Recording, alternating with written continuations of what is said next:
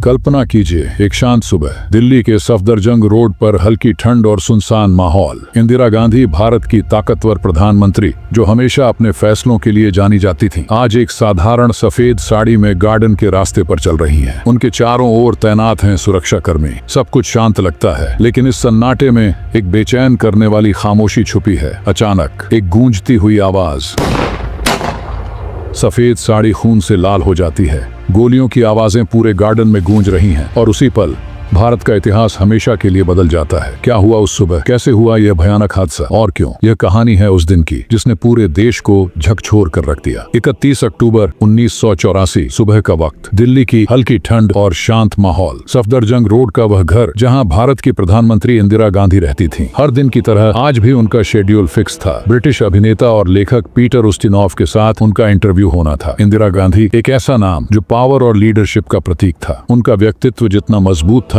उनके फैसले उतने ही साहसी और कभी कभी विवादास्पद भी। लेकिन इस दिन की सुबह कुछ अलग थी। एनवायरनमेंट में अजीब सी टेंशन थी, जैसे कुछ बड़ा होने वाला हो। सुबह करीब 9 बजे इंदिरा गांधी अपने कमरे से बाहर निकली। सफेद साड़ी और सिर पर हल्का दुपट्टा, हमेशा की तरह सिंपल और गरिमापूर्ण अंदाज। उनके साथ थी उनकी पर्सनल सेक्रेटरी नीलम। वह धीरे धीरे गार्डन की ओर बढ़ रही थी। रास्ते में उनके 2 सिक्योरिटी गार्ड्स तैनात थे, बेअंत सिंह और सतवंत सिंह। बेअंत सिंह लंबे समय से उनके विश्वास पात्र सुरक्षा कर्मी थे, जबकि सतवंत सिंह हाल ही में टीम का हिस्सा बने थे। दोनों सिख कम्युनिटी से थे, लेकिन पिछले कुछ महीनों की घटनाओं ने उनके मन में गुस्से की आग भर दी थी। जून 1984 on operation blue star, Indira Gandhi ने देश की सुरक्षा के लिए एक बोल्ड डिसीजन लिया। अमृतसर के स्वर्ण मंदिर में छिपे चरमपंथियों को बाहर निकालने के लिए उन्होंने सेना भेजी, लेकिन ऑन ऑपरेशन के दौरान स्वर्ण मंदिर को भारी नुकसान पहुंचा। यह घटना सिख समुदाय के लिए हार्ट ब्रेकिंग थी। लाखों लोगों के मन में दुख और आक्रोश भर गया। इंदिरा गांधी जानती थीं कि यह कदम उन्हें कई दुश्मन बना सकता है, फिर भी उन्हें भरोसा था कि उनके सुरक्षा कर्मी उनका लॉयल्टी से साथ देंगे। 31 अक्टूबर की वह सुबह, इंदिरा गांधी गार्डन के उस छोटे से रास्ते पर आगे बढ़ रही थीं। बेअंत सिंह और सतवंत सिंह उनके सामने खड़े थे। अचानक धाएं धाएं, बेअंत सिंह ने अपनी रिवॉल्वर से 3 गोलियां चलाईं। इंदिरा गांधी के कदम लड़खड़ा गए। वह कुछ समझ पाती इससे पहले ही सतवंत सिंह ने अपनी स्टेन गन उठाई। गोलियों की बौछार हो गई। इंदिरा गांधी वहीं गिर गईं। उनकी सफेद साड़ी खून से लाल हो चुकी थी। नीलम चीख उठी। पूरे गार्डन में सन्नाटा था, लेकिन गोलियों की आवाज अभी भी गूंज रही थी। अन्य सुरक्षा कर्मी मौके पर पहुंचे। बेअंत सिंह शांत खड़ा था और उसने कहा, मैंने अपना काम पूरा कर दिया है। सुरक्षा कर्मियों ने बेअंत सिंह को तुरंत गोली मार दी, जबकि सतवंत सिंह को पकड़ लिया गया। एम्स अस्पताल, इंदिरा गांधी को तुरंत वहां ले जाया गया। उनके शरीर से खून लगातार बह रहा था। डॉक्टरों ने इमरजेंसी ऑपरेशन शुरू किया। खून चढ़ाया गया, लेकिन गोलियों ने उनके शरीर को छलनी कर दिया था। दोपहर 2 बजे डॉक्टरों ने घोषणा की, प्रधानमंत्री इंदिरा गांधी अब इस दुनिया में नहीं रही। ये खबर पूरे देश में फायर की तरह फैल गई। देश स्तब्ध था। लोग अपने रेडियो और टीवी के सामने बैठकर इस खबर को सुन रहे थे। सड़कों पर सन्नाटा था। लोग रो रहे थे और सवाल कर रहे थे, यह कैसे हुआ? लेकिन इस घटना के बाद जो हुआ वह और भी भयानक था। दिल्ली और कई शहरों में एंटी सिख रायट्स भड़क उठे। सिख समुदाय के लोगों को निशाना बनाया गया। घर जलाए गए, दुकानों को लूटा गया, हजारों निर्दोष लोग मारे गए। इंदिरा गांधी की मौत ने देश को अंदर तक हिलाकर रख दिया था। इंदिरा गांधी कौन थीं? वह सिर्फ प्रधानमंत्री नहीं थीं, वह भारत की पहली महिला प्रधानमंत्री थीं। उनका व्यक्तित्व और उनका लीडरशिप स्टाइल भारत को एक नई पहचान दे रहा था। 1771 में बांग्लादेश को आजाद कराने में उनकी भूमिका, इमरजेंसी का फैसला और ऑपरेशन ब्लू स्टार